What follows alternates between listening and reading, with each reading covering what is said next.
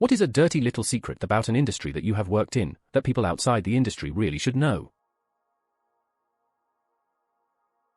They put little weights in lipsticks to make them feel more expensive so they can charge more.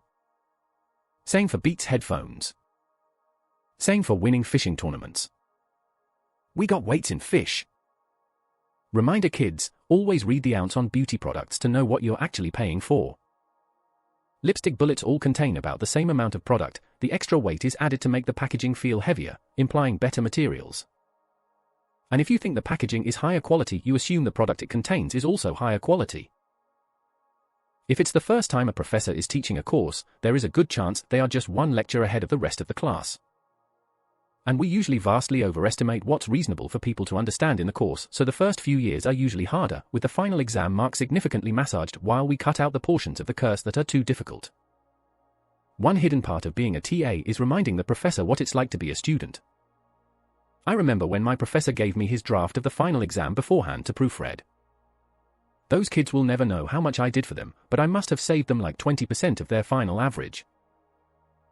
Nobody who actually sorts mail gives a shit about your package. The word fragile doesn't stop them from throwing it 20 feet into a metal container. It's really fun to pay $145 extra for hazmat shipping and see this box with explosive in big letters on the side show up at your front door with a big dent in the corner. My line once had brown lines start coming down our belts. Boxes covered in dark brown substance. No one wanted to touch the boxes. It was so bad that one of the big bosses was running from line to line telling everyone that it's just chocolate icing from a spilled Dunkin' Donuts tub. They never come down unless it is horrible, so that was pretty fucking funny. Great night all around. When the health inspector shows up, a mad scramble happens in the back to clean the kitchen while they start the inspection in the dining or bar area of the restaurant. Yup. One manager will hold the health inspector up in the front of house while back of house is busy labeling and making sure minor violations they visibly see are dealt with. Truer words have never been typed. LOL send out the king or queen of small talk and people skills while the back of the house tosses anything that isn't temping correctly and runs ribbons of labeling to the walk-in to make sure it's all labeled. I feel like the assumption is probably that if you can get things presentable in that amount of time and know what needs done, it probably isn't that big of a concern. If you can't, then there are probably bigger problems to find. I used to work for Autoclaw and so went into just about every restaurant in the city to climb under the dishwasher. Everyone has roaches, mice, and rats. What does get me is the amount of first-generation run ethnic food places that you see some dude prepping fish crouched on a concrete floor while smoking a cigarette. Seriously, some of the cleanest kitchens are some of the chain joints. Microsoft Excel runs the country. So much so that Kelly Rowland once used it in a music video to try to text someone.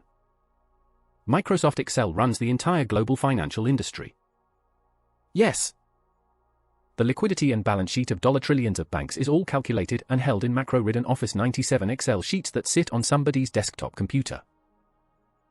Locksmith here. We can get into any locked door within 30 seconds. All the posturing and bringing out our impressive toolkit and hammer drill is just showmanship to prolong the call out. 30 seconds flat. I'll never forget when my neighbor in London locked herself out. We waited for a locksmith to come over. He literally opened the car door, looked at the neighbor's front door from a distance for about 2 seconds, then pulled out a long bent rod, walked to the door, stuck it through the letterbox, maneuvered it around for a couple of seconds, and the door was open. He undid the bolt from the inside. 100 quid, 15 seconds of work. But you don't pay for the 15 seconds, you pay for the decade of practice required to do the job in 15 seconds, smiley face. 100 quid, 15 seconds of work. But you don't pay for the 15 seconds, you pay for the decade of practice required to do the job in 15 seconds, smiley face. That's how repair works. 10 cents for thumping it, $100 for knowing how not to thump it wrong and break it worse. When an app pops up with a "Do you like this app?" thing, the yes button goes to the App Store for a review, the no button goes to an internal complaint process. This on average filters upset customers away from the App Store and artificially raises app score by a whole star on average. That is the only way most corporate service apps have for stars. Long time ago the company I worked for would only show this pop-up if we detected things were going well in the app, no errors, etc. So even seeing the prompt in the first place is already biased towards people who are likely to rate positive. A very popular local bagel shop, the bakery I worked at, advertised all of our baked goods were homemade, dozens of muffins, Danish, cinnamon rolls etc., and they were not. They all came from Cisco, frozen on sheets. Many customers would rave about the baked goods, saying they were the best they've had. God bless them. I mean, it is impressive how good quality mass-produced food can be nowadays. My friend works for an olive oil company. He tells me they'll sell their brand of olive oil to restaurants and charge a fee for the restaurant to put their own label on the bottle. Fundamentally, I'd never believed that any restaurant had its own olive oil. There was this little Italian restaurant in town that I loved growing up. I loved it so much that, when I was between jobs after high school, I got a job there. Those famous homemade cannolis that I loved so much came frozen in a big white box with ACME or some shit printed on the side. Oh, and they smoked in the kitchen. If you're ever buying bulk gravel, sandy crushed stone from a local pit quarry that has scales to weigh the amount of product you're getting fucked because you're paying for water. Most of these pit quarries spray the living fuck out of their stockpiles before, during operation to make the material heavier in the truck. Never buy by the ton, always buy aggregate by the cubic yard. It's a measure of volume, not weight. Source: I own a rock crushing business, multiple quarries, and I charge by the cubic yard to not screw the public, smiley face. There is a lot of money spent every year that decides where specific items are placed on grocery store shelves. If you're at a grocery store that's part of a chain, and you look at a shelf and there's an item that's approximately at eye level, I guarantee you that the company that makes that item paid a lot of money to put them there. There's lots of weird psychological tricks that go on in terms of how stores are laid out. It's no coincidence candy is at a lower eye level too. In the consulting world, nobody really knows what they're doing. Being a consultant is easy and cheap. Get 2 6-packs of beer, go out to the loading dock a few minutes before quitting time and offer the guys a beer, and ask if you were in charge, what would you change about this company? Take good notes, write it up in a 30-page report and bill $5,000. You have to know your way around healthcare to get good healthcare. We touch your food with our hands. Weird. And yes, we wash them so often that they might fall off. That, or you get assholes that wear gloves for 12 hours and never change gloves or wash their hands. It's so beautifully arranged on the plate, you know someone's fingers have been all over it. I wouldn't say it's mostly a secret, but agency staffing firms churn and burn college graduates who are basically thrown in the wild. The recruiter you worked with may be gone in 6 months, and that's why a lot of ghosting happens. Yeah, recruitment and headhunting are not altruist professions. They're not social workers looking out for clients' best interests. Story time. I got a high-paying job via a headhunter. After 3 months at the new place, I realized I hated it, and I quit. 3 days later, I got a call from the headhunter, and he was irate, yelling at me over the phone at the top of his lungs. He called me every name in the book, and went hoarse from yelling. Turns out, he gets paid a commission for placing me at that job only if I stay at least 90 days. I just happened to quit on the 89th day coincidentally. So he lost out on a good chunk of money thanks to that.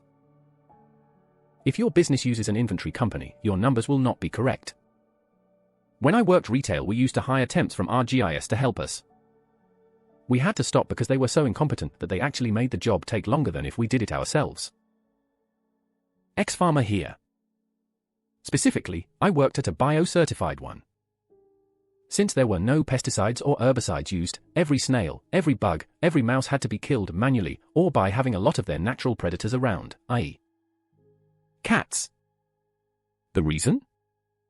Nobody buys tomatoes or anything else with snail bites on them. How do you train the cats to eat the snails?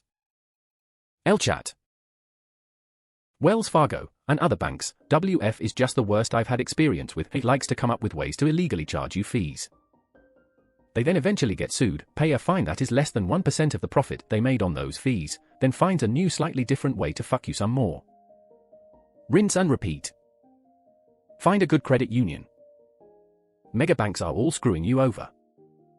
I work for a credit union, can confirm. Almost daily I have people say to me some variation of wait, there's no fee for that? Nope. Credit unions are not for profit, we're not out to get you. Get away from the very much for-profit big banks. People like to think that data analytics is some objective truth when there is so much bias and room for subjectivity in data collection, analysis, interpretation, and communication. Oftentimes insights are cherry-picked datasets deliberately presented to make a specific point rather than having the data craft the conclusion. The numbers don't lie, but the liars do the numbers. My billable hours are not the actual hours. That guy here. Not really a secret, but homeowners sure think it is. Change your fucking filters. Bed bugs are actually incredibly common in hotels. It's just that nicer hotels generally have better means of treating them. Like an exclusive bed bug spa. A nicer hotel I worked at brought in bed bug sniffing dogs twice a month. Zoos and museums are universally held together with double-sided tape. The size or prestige of the organization doesn't matter either.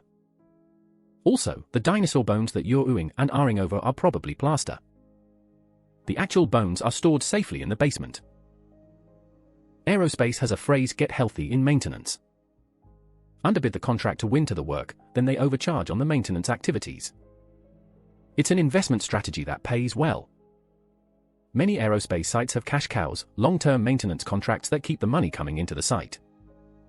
By the way, this is one of the reasons DoD spends so much. None of your restaurant food is made with love. Anger and anxiety is what made that muffin, Tina, don't you forget it. Airlines often make more money carrying cargo than passengers. Also, they have much stricter contracts about delivering cargo on time than passengers. If a plane is overweight, they will usually remove passengers before they remove cargo. Wash all of your new clothes. A very high % has been worn and returned. Always wash new clothes. You never know who or what manhandled them. If OSHA ever pays attention to small breweries, the entire industry is going to be shut down. It's not an OSHA violation, it's a wild ale. Hotels don't change the comforter on the beds in between guests unless there's a noticeable stain on it. If the pillows are placed on a chair instead of on the bed at checkout, housekeeping assumes they weren't used and puts them back on the bed without changing the pillowcases. All of this is due to cutting corners in housekeeping because the keepers are under strict timers for each room, and they have an insane amount of rooms to do every day. Hampton advertises that they change the comforter between guests. That made me really uneasy when I first heard it because it was like, shouldn't that just be expected? I worked at a major jewelry company in the US. When we wanted to buy jewelry, we paid what it costs to make the product, material, labor, shipping, plus 10%. I paid around $115 for a pair of $950 diamond earrings. When you go somewhere that has novelty beer dispensers that you and a group can take to your table, just know they are incredibly difficult to clean thoroughly and there's probably mold in there. I'm way late to this party, but I used to be a political campaign manager and political office staffer. The US government is run by an invisible network of interconnected staffers. The good elected officials are informed, but it's still the staffers who inform them. They write bills, they write bill summaries, they research the issues, they write the things the elected officials say. Without staffers, the vast majority of elected officials wouldn't have a fucking clue what's going on, and we have an absurd amount of influence over the information they base their platforms off of. On the campaign side, the reason there aren't viable third-party candidates in the US is that campaigns are highly complicated, absurdly expensive, and outrageously time-consuming. Successful candidates even for your state legislative races really can't do it all by themselves, which is why everyone hitches their wagon to a party. Only ultra-wealthy people can really afford to run their own successful campaigns, and even they usually need a party apparatus just to get the competent manpower required to run a successful campaign. Our first-past-the-post means of voting virtual guarantees a two-party system, because elections are just extremely difficult for individuals or small party organizations to campaign in. More product hits the floor and then thrown back on the line than you know. Source: worked in a meat packing plant. I got fired from a local grocery store because I wouldn't use chicken that fell on the floor. I was the chicken fryer, and the lady training me told me to just throw it the fryer cause the oil will clean it. This lady pulled the fryer out to grab a piece that had fallen on the floor and told me to run it under the sink and put it in the fryer. I called the health department the day they fired me. High-volume recruiters spend an average of 10 seconds looking at a resume. Not all that much of a secret, but I used to work in a peanut butter factory. We produced about 25-30-ish different store brands ranging from very cheap to stupidly expensive. We had a grand total of 3 recipes: chunky, not chunky, and no additives. Life coaches need life coaches the most. 75%, based on personal experience, of the people working on volume build housing sites in the UK, I think Persimmon, Bloor etc., give zero fucks about the quality of their work as long as they get paid, and don't have to go back and put it right. The roses you buy at Valentine's Day were harvested around Christmas. It's the worst time of the year to buy roses, and I don't mean because they're more expensive. They're also the worst quality because it's a longer holding time between harvest and use than any other time of the year. Never ever send flowers through an order processing service. Look at the location you're in or sending to and talk to a florist in that area directly. Don't pick a picture off some external website. Ask the florist what they have and can make that fits your budget. If you're worried, ask them to text you a pic of the completed design. Customer service representatives are timed on call, so when we rush you, it isn't to be rude. The ice cream machine is not broken, no one put it in its cleaning cycle when it needed to be, so they're locked out of it until they do the whole cleaning process. I've worked in the music industry for 10 years and have access to financials of nearly 15% of all artists' recorded music revenue. Nobody is making as much as you think. The superstar artists who look like millionaires are not, in fact, millionaires. When you call a cable company to cancel, you speak with sales first. The deals they offer are not the best they can do. Many therapists are still practicing after probation or punishment for really egregious acts, and they don't have to disclose this to potential clients. If a therapist actually gets their license revoked, they often go into life coaching.